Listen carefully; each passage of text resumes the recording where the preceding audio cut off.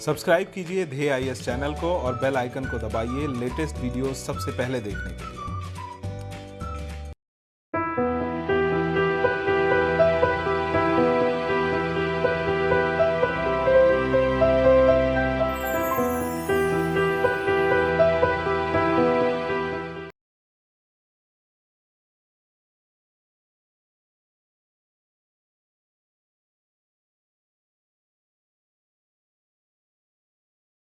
नमस्कार, मैं सुनील वर्मा ध्येय आईएएस टीम की ओर से आपका स्वागत करता हूं ध्येय टीवी पर।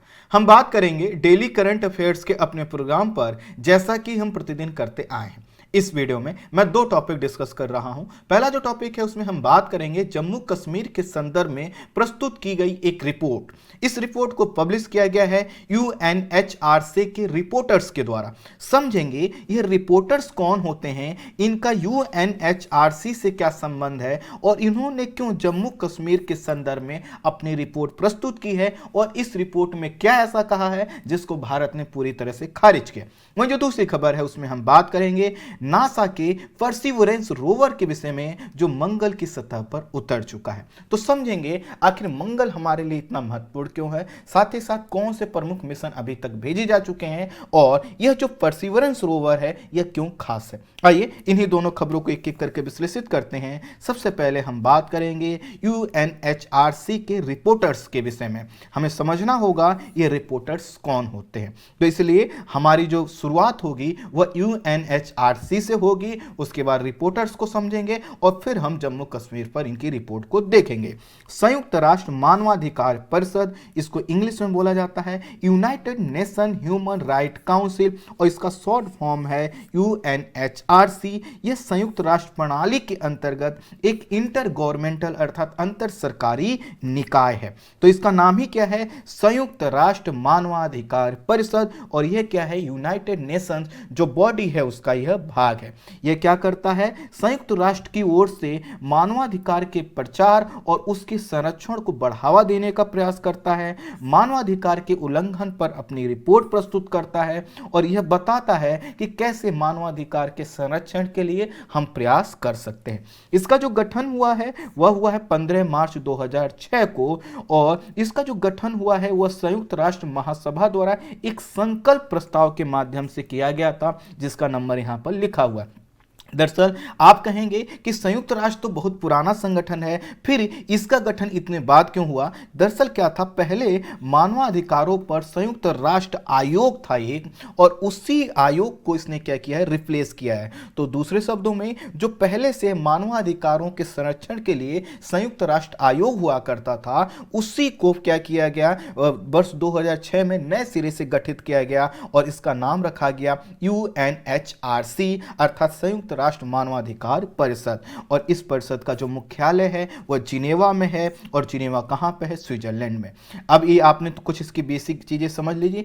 अब देखिए जो यूएनएचआरसी है, जो कि क्या करता है, मानवाधिकार पर अपनी रिपोर्ट देता है। इसमें क्या होते हैं, 47 मेंबर्स होते हैं। इनका जो चयन होता है महासभा में, अर्थात जो संयुक्त राष्ट्र है उसमें सभी देशों की जिनकी भागीदारी है वह क्या करते हैं, महासभा में इसके लिए वोटिंग करवाई जाती है, और प्रत्यक्ष वोटिंग होती है और गुप्त मतदान के माध्यम से। प्रत्यक्ष का मतलब वहीं पर लोग रह के वोटिंग करेंगे, और गुप्त मतदान के माध्यम से क्या किया जाएगा, सदस्यों का चयन किया जाएगा। अर्थात अगर आप देखते हैं, आपने सुना होगा कि संयुक्त राष्ट्र में जो है कि क्या है, मेंबर्स ज्यादा हैं, इसी के कारण क्या है, उसमें से सिर्फ 47 मेंबर को लिया जाता है। अब ये जो 7 मेंबर्स लिए जाते हैं, इनकी सदस्यता जो है कि 3 साल के लिए होती है। और जो परिषद है जिसका नाम है यूएनएचआरसी, जब इसको गठित किया जाता है तो प्रयास किया जाता है कि जो वैश्विक जो भूमिका है या उनकी जो भागीदारी है वह सुनिश्चित हो। इसी के कारण इस परिषद में जब सदस्यों का चुनाव किया जाता है तो हर क्षेत्र से जो उनके मेंबर हैं वो फिक्स हैं कि कितने हैं। जैसे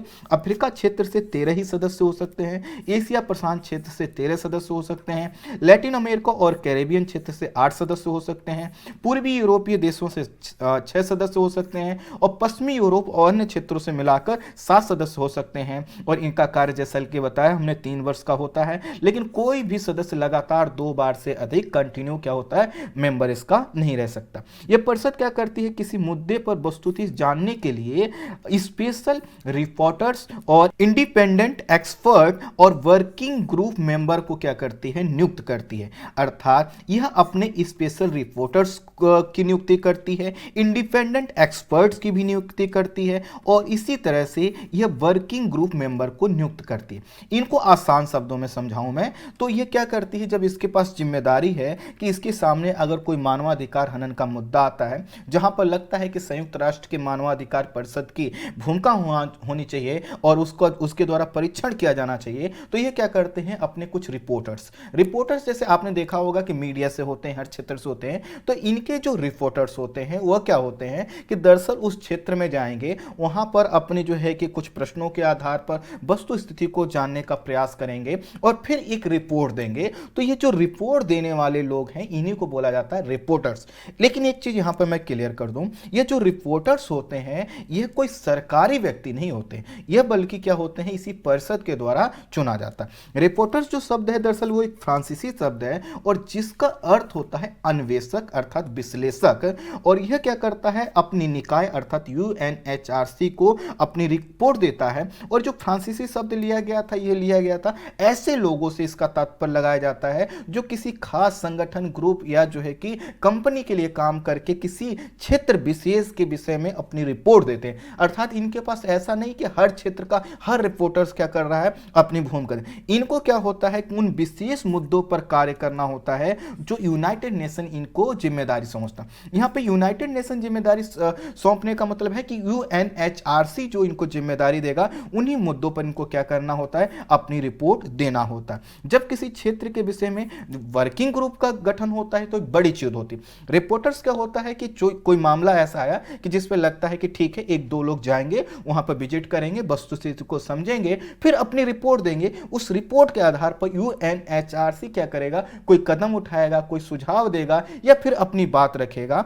लेकिन जो वर्किंग ग्रुप होता है इसमें क्या होता है, 5 सदस्य होते हैं और जो मैंने ऊपर एरिया बताया, अफ्रीका क्षेत्र, जो लैटिन अमेरिका वाला क्षेत्र, एशिया प्रशांत क्षेत्र, उन सभी क्षेत्रों से एक एक सदस्य रखे जाते हैं। जो वर्किंग ग्रुप का गठन होता है सामान्यतः ऐसी घटनाओं पर जो जेनोसाइड से संबंधित होती हैं या जो बड़ी घटनाएं होती हैं उसके संदर्भ में इसका गठन किया जाता है। ये जो रिपोर्टर्स होते हैं ये स्वतंत्र रूप से कार्य करते हैं और मानवाधिकार और लोकतांत्रिक अधिकारों पर क्या करते हैं, अपनी रिपोर्ट देते हैं। अर्थात इनको किसी भी प्रकार का जो है कि वित्तीय जो है कि लाभ यहाँ पर नहीं होता। अर्थात ऐसा नहीं है कि इनको मान लीजिए किसी को रिपोर्टर्स नियुक्त कर दिया गया तो उनको जो है कि मंथली 2 लाख 4 लाख रुपए मिलेंगे, ऐसा कुछ नहीं होता। पहले जो रिपोर्टर्स की नियुक्ति की गई थी वो 1982 में की गई थी और अब आप प्रश्न करेंगे 1982 में कैसे की जाएगी, वर्ष 2006 में तो इसका गठन हुआ है। तो इसीलिए मैंने बताया कि यूएनएचआरसी का जो पूर्ववर्ती संगठन था, आयोग था, मानवाधिकार आयोग, उसके द्वारा इसका गठन किया गया था, तभी से कल्चर में बना हुआ है। ये क्या करते हैं, संयुक्त राष्ट्र से अपने कार्य के लिए कोई वित्तीय जो है कि मुआवजा प्राप्त नहीं करते, कोई लाभ प्राप्त नहीं करते, लेकिन इनके जो खर्चे होते हैं सामान्यतः जो धर्मार्थ और निगम होते हैं अर्थात जो ट्रस्ट होते हैं, जो कंपनी होती हैं, वह यूनाइटेड नेशन को जो फंड अवेलेबल करवाती हैं, चाहे वो विकास के कार्य के लिए, किसी क्षेत्र में शांति स्थापित करने के लिए, तो उसी फंड से क्या होता है, इनके खर्चे देखे जाते हैं, जैसे कहीं आना जाना या कहीं विजिट करना, इस तरह के। कुल मिलाकर इनको कोई लाभ नहीं मिलता है और यह क्या होता है, इनका एक स्वैच्छिक योगदान होता है मानवाधिकार के प्रति, ना कि कोई ऐसा होता है कि किसी व्यक्ति को कहा जाएगा कि तुम्हें रिपोर्टर्स बनना तो बन ही जाएगा। ये रिपोर्टर हर साल जिनेवा में एक वार्षिक बैठक के लिए एक साथ इकट्ठा होते हैं और यहाँ पर जो वैश्विक रूप से समान हितों के मुद्दों पर चर्चा की जाती है। यह देखा जाता है कि कहां पर नागरिक समाज या जो है कि मानवाधिकार का मुद्दा है और उसको समझने वहां पर किस तरह से हम सहयोग कर सकते हैं, समन्वय स्थापित कर सकते हैं, कैसे राज्य से सिफारिश करके उस क्षेत्र के जो मानवाधिकार के मुद्दों को सॉल्व कर सकते हैं, इस पर बात करते हैं। इन्हें जिस देश में भी जाकर अन्वेषण करना होता है, अर्थात वहां का एनालिसिस करना होता है, वो अपनी रिपोर्ट देनी होती है, इसके लिए उनकी अनुमति प्राप्त करनी है। जैसे कि भारत के संदर्भ में ये जम्मू कश्मीर वाले क्षेत्र में आए थे तो भारत सरकार ने इनको अनुमति दी। यह जो है कि तथ्यों का परीक्षण करते हैं, अर्थात जो आरोप किसी भी, मान लेते हैं किसी देश पर आरोप लगे, किसी राज्य पर आरोप लगे, तो ये क्या करते हैं, तथ्यों का परीक्षण करते हैं, उसके बाद अपनी रिपोर्ट देते हैं। लेकिन एक चीज और इनको करना होता है, वह है कि किसी विषय में अगर राज्य के ऊपर, जैसे मान लेते हैं भारत सरकार के ऊपर कोई आरोप है, तो राज्य जब तक अपना पक्ष नहीं रखेगा समांतर रिपोर्ट नहीं दी जाती। लेकिन इस केस में जो जम्मू कश्मीर वाला है इसमें कुछ अलग हुआ है। हाल ही में क्या हुआ है, यूएनएचआरसी के 2 रिपोर्टर्स ने जम्मू कश्मीर में किए गए संवैधानिक परिवर्तन और मानवाधिकार के मुद्दे पर अपनी रिपोर्ट दी है। इसमें एक रिपोर्टर्स थे, इनका नाम था फर्नांडो डे वेरिनिस, और इनको जिम्मेदारी दी गई थी अल्पसंख्यक मुद्दों पर अपनी रिपोर्ट देना था। वहीं दूसरे जो रिपोर्टर्स थे उनका नाम था अहमद शहीद, और इन्हें धार्मिक स्वतंत्रता पर अपनी रिपोर्ट देनी थी। कुल मिलाकर यूएनएचआरसी ने फर्नांडो डे वेरिनिस और अहमद शहीद को कहा कि आप जम्मू कश्मीर वाले क्षेत्र में जाइए और वहां पर जो अल्पसंख्यकों का मुद्दा है, वहां पर जो है कि धार्मिक स्वतंत्रता का मुद्दा है, या जम्मू कश्मीर में अनुच्छेद 370 के परिवर्तन के बाद जो स्थितियां उसके संदर्भ में अपनी रिपोर्ट दी। इन्होंने अपनी रिपोर्ट में कहा है कि भारत सरकार ने अनुच्छेद 370 में परिवर्तन करके मुस्लिम समुदाय और अन्य अल्पसंख्यकों के राजनीतिक भागीदारी को कम करने का प्रयास किया है। इसके साथ ये भी कहा है कि भविष्य में इनके साथ अरसल मुस्लिम समुदाय के साथ भेदभाव हो सकता है, उनका जो भूमि स्वामित्व है वो खतरे में पड़ सकता है, और इनके जो रोजगार है उस पर भी निगेटिव इंपैक्ट पड़ सकता है। और दरअसल ये यह कहना चाहते थे कि अनुच्छेद 370 के बाद जो वहां पर परिवर्तन किए गए कि बाहर का व्यक्ति भी वहां पर निवास के लिए आवास ले सकता है, वहां पर डेवलपमेंट के लिए क्या होता है, जमीनों का अधिग्रहण किया जा सकता है, इन्हीं सब चीजों को लेकर इर्द गिर्द ये पूरा रिपोर्ट तैयार किया।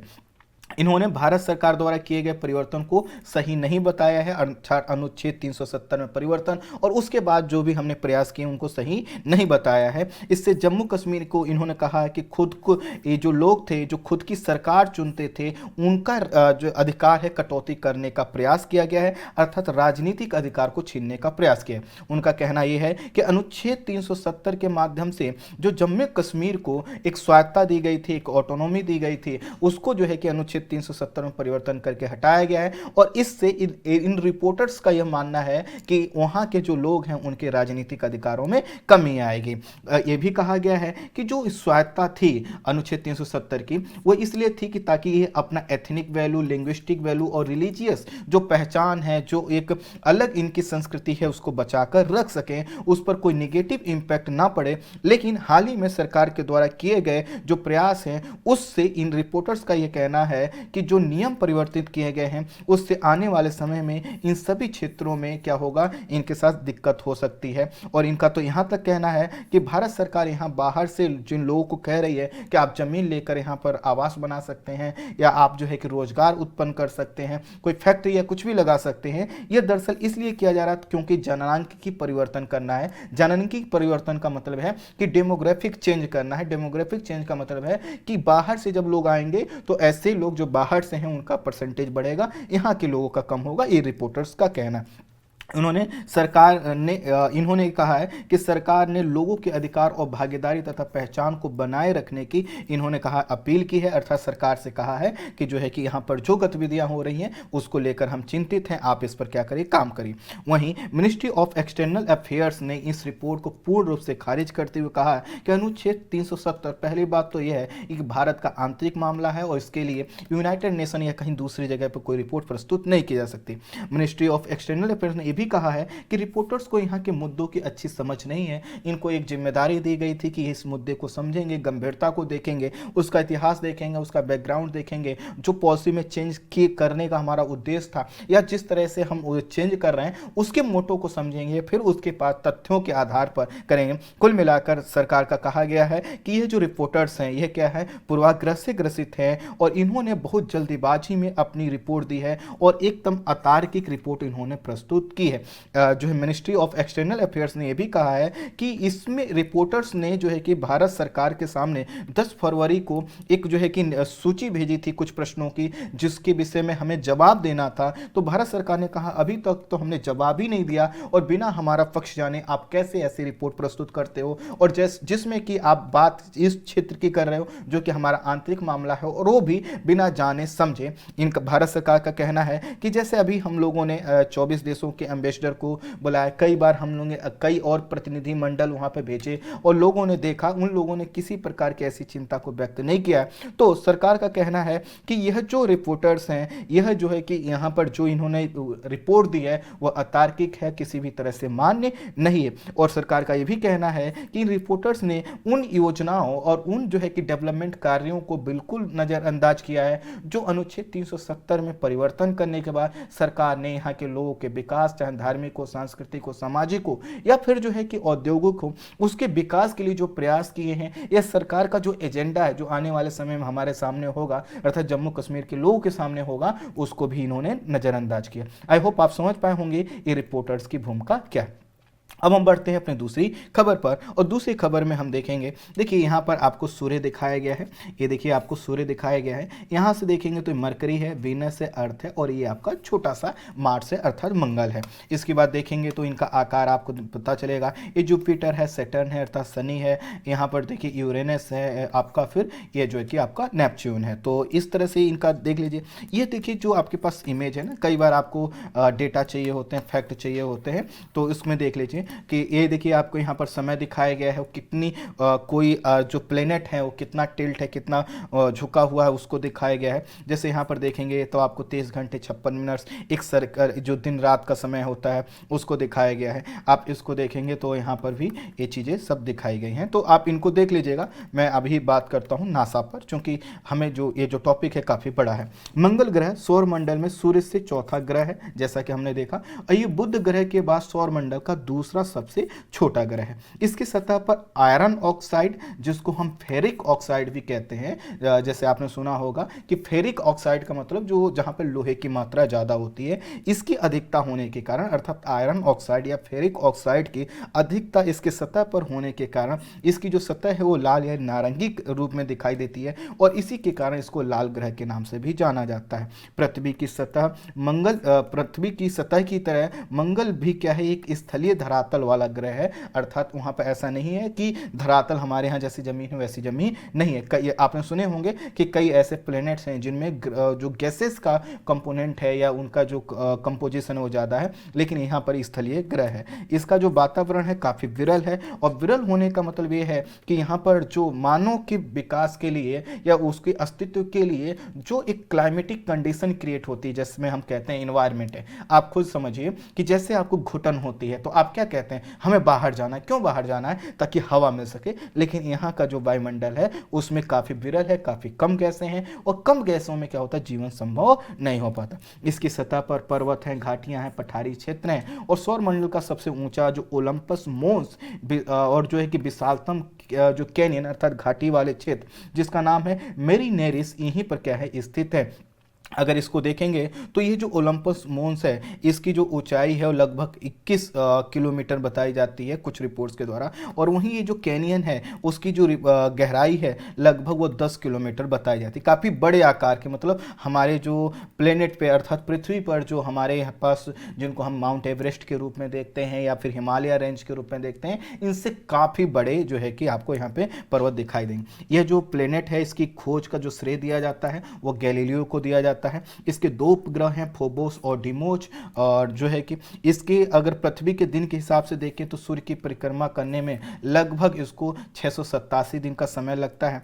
एक जो दिन की लंबाई है यहाँ पर, जैसे हमारे यहाँ 24 घंटे का होता है या 23 घंटे 56 मिनट का होता है, तो यहाँ पर क्या है 24 घंटे जो है कि 37 मिनट का यहाँ पर एक दिन होता है। सूर्य से दूर होने के कारण और विरल वायु होने के कारण मंगल ग्रह का जो तापमान है वो पृथ्वी से बहुत कम है। आपको मैंने बताया था कि जो हमारा इन्वायरमेंट है अर्थात पृथ्वी का जो हीट बजट है, या जिसमें हमने कहा था जो हमारा वायुमंडल है उसमें ग्रीन हाउस गैसेस हैं, उन्हीं ग्रीन हाउस गैसेस से ग्रीन हाउस इफेक्ट क्रिएट होता है, जिसकी वजह से हमारे जो पृथ्वी का औसत टेम्परेचर है लगभग वो 15 डिग्री सेल्सियस रहता है। अगर हमारे वायुमंडल में ग्रीन हाउस गैसेस नहीं होती तो मैंने बताया था कि हमारा टेम्परेचर -18 डिग्री अर्थात -18 डिग्री सेल्सियस होता। तो चूंकि यहाँ पर क्या है, गैसेस की काफ़ी कम मात्रा है और इसी के कारण यहाँ का जो औसत तापमान है वह माइनस जो है कि 60 डिग्री सेल्सियस पाया जाता है। शीतकाल में तो ये टेम्परेचर -125 पहुंच जाता है, अर्थात -125 डिग्री जो है कि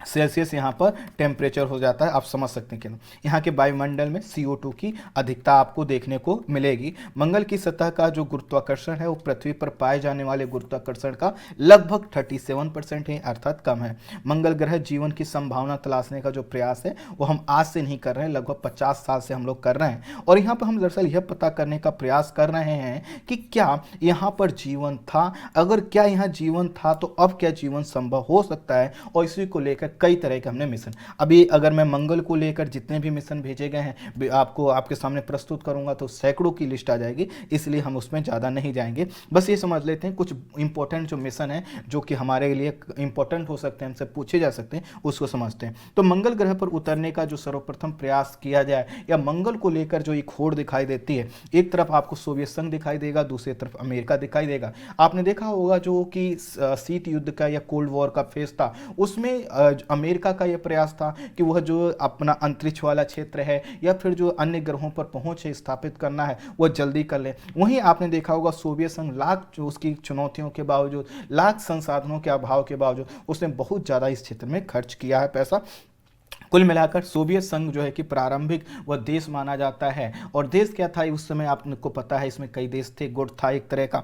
तो इसमें जो कि जिसने क्या किया था, मंगल के लिए प्रयास किया था। खैर 14 जुलाई 1965 को मैरिनर 4 जो अंतरिक्ष यान था वह मंगल ग्रह तक पहुंचा था और इसने पृथ्वी पर क्या किया था, यहाँ पर पहुंचकर 21 धुंधली तस्वीरें भेजी थी। बहुत स्पष्ट नहीं थी जैसा कि अभी भेजा गया, लेकिन तस्वीरें भेजी थी। तो यहाँ से सफल अभियानों का एक दौर चालू होता है। और यह जो दूसरे ग्रह की ये जो तस्वीरें भेजी गई थी इसलिए महत्वपूर्ण है क्योंकि दूसरे ग्रह की प्रारंभिक तस्वीरें उपलब्ध करवाई गई थी मैरिनर 4 अंतरिक्ष यान के माध्यम से। और यह जो अभियान था किसका था, USA का था। और सोवियत संघ बहुत लंबे समय से प्रयास कर रहा था लेकिन अचानक उसको सफलता नहीं मिल रही थी, अमेरिका ने इसमें बाजी मारी। मैरिनर 9 जो कि 30 मई 1971 को लॉन्च किया गया था, यह मंगल ग्रह की कक्षा में पहुंचा था और उसका पहला कृत्रिम उपग्रह बना था। यह USA का ये भी था। इसी से पता चला था कि ये जो मैरिनर 9 है, इसी से पता चला था कि मंगल पर धूल से भरे तूफान उठते हैं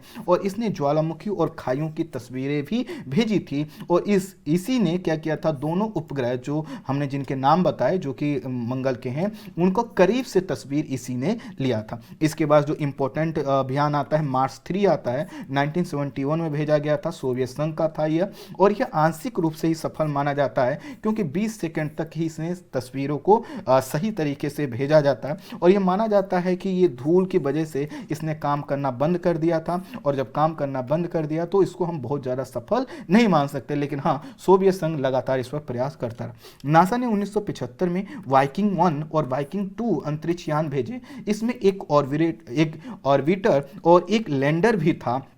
और वाइकिंग 1 जो पहला अंतरिक्ष यान था जो मंगल की सतह पर उतरने के बावजूद लंबे अरसे तक काम करता रहा, अर्थात इस सतह पर उतरकर लंबे समय तक काम किया। इन जो अभियान थे वाइकिंग 1 और वाइकिंग 2, इन अभियानों से मंगल की सतह पर वो सभी तत्वों को प्राप्त किया गया, पता लगाया गया जो धरती पर जीवन के लिए आवश्यक हैं। जैसे कार्बन का यहाँ पता चला, नाइट्रोजन, हाइड्रोजन, ऑक्सीजन और फास्फोरस का यहाँ पर पता लगाया गया और इससे लगा कि यहाँ पर भी जीवन संभव हो सकता है। नासा ने 1996 में मार्स जो है कि पाथफाइंडर अभियान भेजा था जिसमें एक रोवर को सतह पर उतारा गया। वर्ष 2003 में यूरोपीय अंतरिक्ष एजेंसी भी इस क्षेत्र में आई और उसने यूरोप का पहला अंतरिक्ष यान जो कि जिसका नाम है मार्स एक्सप्रेस भेजा था। और यह जो मार्स एक्सप्रेस था यह ब्रिटेन का बीगल 2 लैंडर जो है कि मंगल पर इसने उतारा था और यह रडार मंगल पर क्या किया था, इसने रोवर को भेजा खोजा था। इसने मंगल की सतह पर सतह के नीचे अर्थात वहाँ की जमीन में पानी और बर्फ के भंडार की खोज की और इसने वातावरण में मीथेन की उपस्थिति का भी पता लगाया था। तो आपसे पूछा जा सकता है ये किसके द्वारा किया गया था, तो ध्यान रखिएगा ये किया गया था मार्स एक्सप्रेस के द्वारा। इसको भेजा किसके द्वारा गया था, यूरोपीय अंतरिक्ष एजेंसी के द्वारा। ठीक इसी तरह से वर्ष 2011 में एक और अभियान भेजा गया जिसका नाम है क्यूरियोसिटी अभियान, और यह मंगल पर पहुंचने वाला पहला ऐसा यान था जो अपने साथ मिट्टी और चट्टान के नमूनों को इकट्ठा करने वाले उपकरण को लेकर गया था। ये आपसे पूछा जा सकता है, काफी इंपॉर्टेंट फैक्ट। हाल ही में नासा ने क्या किया है, एक और सफलता प्राप्त कर लिया है और नासा का जो अंतरिक्ष यान है परसिवियरेंस मंगल की ग्रह पर सतह पर उतर चुका है। इसे मंगल तक पहुंचने में लगभग 7 माह का समय लगा और इसको जो छोड़ा गया था, इसको लॉन्च किया गया था 30 जुलाई 2020 को। और इसने क्या किया कि 7 माह में अर्थात जो इस समय जब इसको छोड़ने के बाद परसिवियरेंस ने क्या किया था, लगभग आधा अरब किलोमीटर की दूरी तय की थी। परसिवियरेंस जो रोवर है मंगल ग्रह पर एक गहरे क्रेटर यानी गड्ढे में उतरा है जो मंगल ग्रह की भूमध्य रेखा जिसका नाम है जेजेरा के नजदीक है। तो आपसे पूछा जा सकता है कि मंगल ग्रह का जो भूमध्य रेखा जैसे हमारे यहाँ है जो पृथ्वी को तो लगभग भागों में डिवाइड कर रही है, ऐसे जो मंगल है उसकी भूमध्य रेखा जिसके नाम जो है जेजेरा है उसके नज़दीक इसको उतारा गया है या ये उतरा है। ठीक है, यह रोवर एक पुरानी जो है कि सूख चुकी झील की जमीन की जांच करने के साथ वहाँ भूतकाल के जीवन के चिन्हों का पता लगाएगा। अब यह जो झील वाला जो क्षेत्र है यह माना जाता है कि अरबों साल पहले जेजेरा के पास एक विशालकाय झील थी और इसमें यह माना जाता है कि जीवन की संभावना होने के अनुमान है। तो कुल मिलाकर यह जो जेजेरा के पास विशालकाय झील थी इसका ये करेगा डीप स्टडी करेगा। देखिए झील जो होता है उसमें कई प्रकार के जीवों के विकास के लिए आइडियल कंडीशन क्रिएट होती है, जैसे कि आप तालाब देखते हैं। तो यह माना जाता है कि अगर हम यहाँ का जो झील के पास जो अवसाद है, जो मिट्टी है, चूंकि झील तो सूख चुकी है, तो जो कुछ भी वहाँ पर है अगर हम उसका डीप स्टडी करें तो आने वाले समय में हम बहुत अच्छा कुछ जान सकते हैं, अर्थात हम पता कर सकते हैं कि वहां पर क्या क्या है। 6 पहियों वाला ये जो रोवर है आगामी 25 माह तक पत्थरों और चट्टानों की खुदाई करके कई तरह के नमूनों को इकट्ठा करेगा और जो है कि अगले मिशन जो जाएंगे उनके माध्यम से पृथ्वी तक भेजा, यही लेके नहीं आएगा, ये नमूनों को इकट्ठा करेगा। अगले जो हमारे मिशन होंगे अर्थात नासा के जो मिशन होंगे उनके माध्यम से इसको वापस लाया जाएगा। यह रोवर अपने साथ एक छोटा सा हेलीकॉप्टर भी लेकर गया है और इस तरह किसी ग्रह पर क्या किया जाएगा, ये किसी ग्रह पर हेलीकॉप्टर की पहली उड़ान होगी। हेलीकॉप्टर का जो वजन है लगभग 2 किलोग्राम है, अर्थात रोवर ना सिर्फ गया है बल्कि हेलीकॉप्टर भी लेके गया है कि अगर किसी ऊंचाई वाले जगह का इसको इमेज लेनी है, कुछ ऐसी चीजें जो इसको जानकारी में सहायक हो सकती हैं, तो ये रोवर खुद क्या करेगा, उस हेलीकॉप्टर को ऑपरेट करेगा। ये रोवर जेजेरा के डेल्टा में जो कि मैंने बताया जो झील वाला क्षेत्र है वहां अधिक समय बिताएगा और ये इसलिए अधिक समय बिताएगा क्योंकि वहां पे जो जैविक अवशेष हैं उनके मिलने की संभावना ज्यादा। आई होप आपसे बहुत बड़ा प्रश्न पूछा जा सकता है कि आखिर वह जो कि जेजेरा के पास या वहां के जो झील वाले क्षेत्र पर क्यों ज्यादा समय बिताएगा, और आपको कई तरह के ऑप्शन दिए जाएंगे लेकिन आपको यही ऑप्ट करना है। इस तरह अमेरिका मंगल पर 5वां रोवर भेजकर मंगल के विषय में तेजी से आगे बढ़ रहा है और यह जो उसका कदम है काफी साहसिक रहा है, काफी चुनौतीपूर्ण रहा है। जो अभी रोवर को इसकी जो लैंडिंग से पहले इस रोवर को 7 मिनट के उस फेज से गुजरना था जिसको नाम दिया जाता है टेरर ऑफ 7। तो टेरर ऑफ 7 मिनट्स क्या मतलब है कि जो मंगल है तो उसका जो एक वायुमंडल है भले ही विरल हो लेकिन जब उसमें प्रवेश करता है तो उसमें कई चूंकि वहां पर भी तो घर्षण होगा और घर्षण होने की वजह से क्या होता है, आग लग जाती है, जैसे आपने सुना होगा उल्का पिंड में जल जाते हैं। ठीक इसी तरह से यह जो 7 मिनट का फेज था जब वो प्रवेश कर रहा था तो इसको हर जितने भी मिशन भेजे जाते हैं मंगल के लिए उनके लिए सबसे बड़ी चुनौती वही होती है कि आखिर जो टेरर ऑफ 7 मिनट्स है इसको कैसे वह टेकल करते हैं। और यहां पर एक दिक्कत और होती है कि जब इतनी दूर पर अर्थात जब मंगल के पास यह जो है कि कोई अभियान आप चला रहे हैं तो वहां से जो सूचना है अगर मान लेते हैं उसमें कोई दिक्कत आती है तो तुरंत तो आप तक आ नहीं जाएगी, उसमें समय लगता है। तो यह जो टेरर ऑफ 7 मिनट्स था इसको इस रोवर ने काफी अच्छे तरीके से उसको टेकल किया और इसने जो है कि अपने आप की अपनी अच्छी लैंडिंग कराई। यहाँ पर जब इस दौर से गुजर रहा था तो नासा की चुनौती इसलिए ज़्यादा थी क्योंकि रेडियो के जो सिग्नल हैं वो लगभग 11 मिनट के में समय पहुँच रहा। तो आपसे पूछा जा सकता है कि जो टेरर ऑफ 7 मिनट्स है, जब इसमें कोई अभियान या कोई जो है कि रोवर इस क्षेत्र से लैंड करने का प्रयास कर रहा होता है तो उससे जो रेडियो वेव्स आती हो कितने मिनट्स में लगभग में पूछेगा तो आप बता दीजिएगा लगभग 11 मिनट्स में समय यहाँ पर लगता है। इस दौरान परसिवरेंस रोवर जो है कि गति जो थी ये ध्यान दीजिएगा कि 12,500 मील प्रति घंटा थी। आप इसको किलोमीटर में कन्वर्ट करेंगे आप समझ जाएंगे कि कितनी तेज गति से बढ़ रहा था। इसी के कारण चिंता थी कि कहीं ये जो है कि ऐसा ना हो कि जल जाए। और इसको फिर जब उतारना था तो इस पर एक पैरासूट लगाया गया था और पैरासूट ने जैसे ही उसको खोला उससे क्या हुआ, इसकी जो गिरने की गति थी या उतरने की गति थी वह कम हो गई। यह जो रोवर है यह क्या है, प्लूटोनियम जो है कि पावर्ड है, अर्थात नाभिकीय ऊर्जा के माध्यम से प्लूटोनियम के माध्यम से ये ऊर्जा प्राप्त करता रहेगा और लंबे समय तक कार्य करेगा।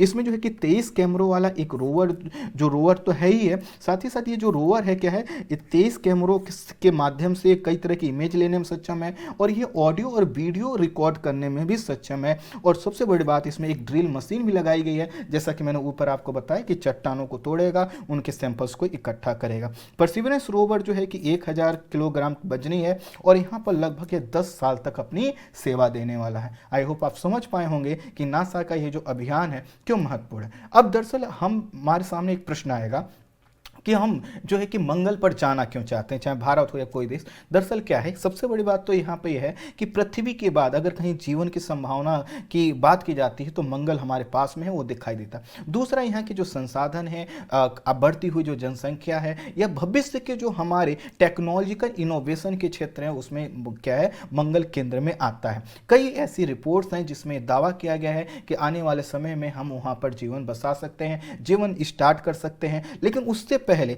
यहाँ के जो संसाधन है, यहाँ की जो उपलब्धता है, यहाँ पर जो अपना नियंत्रण है हर देश स्थापित करना चाहता है, अधिक से अधिक जानकारी प्राप्त करना चाहता है। इसी दौड़ में आपने देखा होगा, चाइना का नाम सुना होगा। चाइना इस क्षेत्र में काफ़ी तेजी से आगे बढ़ रहा है। कुछ ही महीने में हमें सूचना आने वाली है कि उसका भी हो सकता है रोवर जो है कि वहाँ पर लैंड करे। अभी आपने यूएई का नाम सुना, अमेरिका है, ये यूरोपीय अंतरिक्ष एजेंसी है ही है, और जो है कि रूस के द्वारा है ही है। हम भी इसमें प्रयास कर रहे हैं लेकिन थोड़ा सा भी समय लगेगा। तो इस वीडियो में इतना ही। Thank you so much.